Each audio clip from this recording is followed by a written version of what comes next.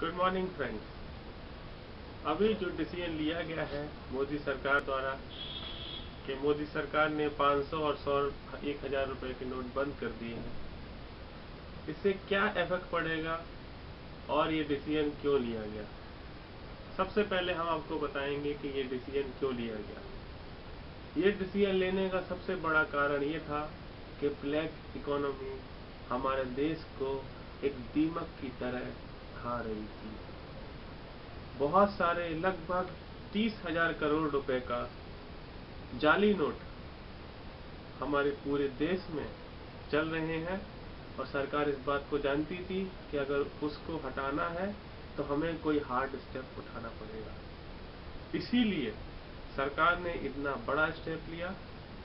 चूंकि आपको बता दूं कि 30 सितंबर तक मोदी सरकार ने IETS स्कीम की विंडो खुली रखी थी ताकि जिसके पास भी ब्लैक मनी है वो उस ब्लैक मनी को जमा करा दे। और उन्होंने ये भी कहा था कि अगर आप ब्लैक मनी जमा नहीं कराते हैं तो इसकी जिम्मेदारी आपकी होगी कि आगे स्टेप क्या होगा।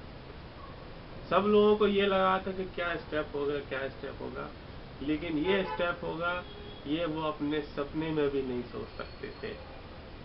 तो मोदी सरकार ने 8 नवंबर को, जब दुनिया वेट कर रही थी कि US प्रेसिडेंशियल इलेक्शन में ट्रंप जीतेगा कि हिलेरी क्लिंटन जीतेगी, मोदी सरकार ने, नरेंद्र मोदी ने पूरा का पूरा एक्स फैक्टर अपनी तरफ ले लिया और रात को डिक्लेयर कर दिया कि 500 और 1000 रुपए के नोट बंद हो जाएंगे।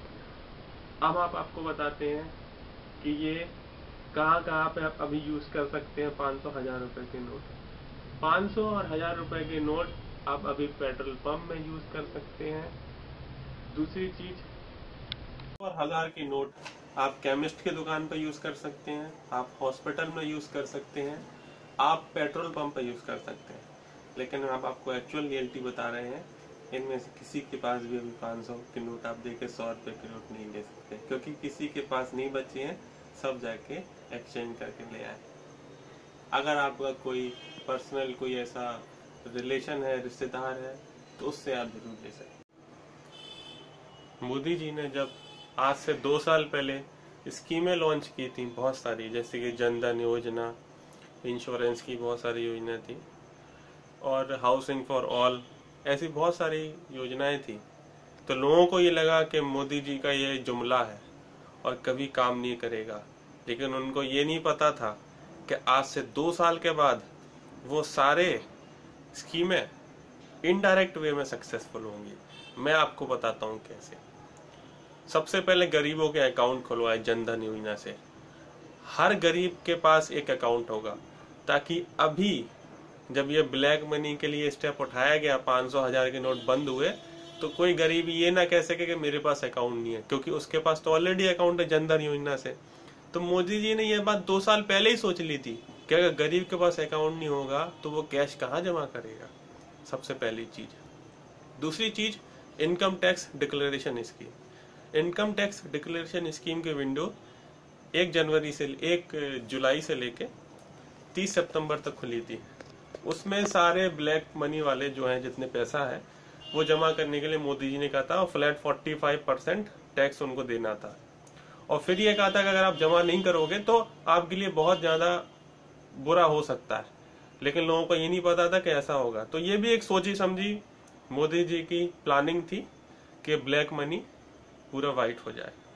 तीसरी, अब सबसे बड़ा इम्पैक्ट ना तो इकोनॉमी में पड़ेगा ना कि सोशली पड़ेगा, सबसे बड़ा इम्पैक्ट पड़ेगा पॉलिटिकली, क्योंकि अभी फरवरी में 3 स्टेट्स में इलेक्शन होने वाले हैं, यूपी, पंजाब और गोवा में। और वहां पे पार्टियों ने, बड़ी बड़ी पार्टियों ने बहुत सारा कैश रखा होगा, क्योंकि उनको यूज करना है। मैं भी रखा होगा, मैं बिल्कुल उससे नहीं कह रहा, कॉन्फिडेंट हो गया कि रखा ही होगा, लेकिन ऐसा माना जाता है कि पार्टियां कैश रखती हैं क्योंकि उनको यूज करना होता है इलेक्शन में वोट्स खरीदने के लिए। वो कोई भी पार्टी हो सकती है। अब मोदी जी का स्टेप देख के लोगों की जो सिंपैथी होगी और जो भी कॉन्फिडेंस होगा वो मोदी जी की तरफ चला जाएगा। और आज से 2 साल पहले जो हवा चली थी मोदी जी की, वो हवा अब और तेज चलने लगेगी। जो रुक गई थी वो बहुत तेज हो जाएगी और इसी हवा में एनडीए बीजेपी इलेक्शन कैसे जीत जाएंगे उन्हें खुद ही पता नहीं चलेगा और ये मेजोरिटी में इलेक्शन जीतेंगे। दूसरी चीज, दूसरा इम्पैक्ट मैं आपको बताऊंगा क्या है। दूसरा इम्पैक्ट आएगा रियल एस्टेट इंडस्ट्री में। कैसे? मोदी जी ने आज से 2 साल के पहले एक स्कीम लाई थी हाउसिंग फॉर ऑल। वो पहले से चल रही थी लेकिन इतनी सक्सेसफुल नहीं हो पाई थी। इसकी भी एक प्लानिंग की जरूरत थी, कुछ स्टेप्स लेने की जरूरत थी। जो रियल्टी के दाम बढ़ते जा रहे थे, घरों के दाम बढ़ते जा रहे थे। अगर आप एक अच्छा सा मकान लेने के लिए जाएं 600 स्क्वायर फीट का, तो वो मकान आपको मुंबई में थोड़ी अच्छी सी लोकेशन पे करीब आपको 50 लाख का मिलेगा, जो कि एक आम आदमी के लिए अफोर्डेबल नहीं है। तो अगर उसको आपको अफोर्डेबल बनाना है तो आपको उसके दाम गिराने पड़ेंगे। दाम कैसे गिराएंगे? क्योंकि मोस्टली पैसा जो होता है रियल एस्टेट में, वो थोड़ा पैसा कैश में दिया जाता है जो ब्लैक मनी होती है, और थोड़ा पैसा वो लीगली दिया जाता है। अब चूंकि कैश का पैसा बचेगा नहीं तो लोगों को लीगली पैसा देना होगा, और लीगली पैसा देने वाले लोग बहुत कम होंगे। तो जब डिमांड एंड सप्लाई का रूल ये है कि जब डिमांड कम हो जाती है और सप्लाई ज्यादा हो जाती है तो चीजों का पैसा, चीजों की प्राइस जो होती है वो कम हो जाती है। तो इस तरीके से जो हाउस, जो होम, जो भी आप कहें, उसके जो दाम है वो गिरेंगे। और ये हाउसिंग फॉर ऑल का सपना, ये मोदी जी का सपना, ये हम सब का सपना साकार होगा। एक अच्छा सा मकान आप सही वाजिब दाम में आप ले सकते हैं।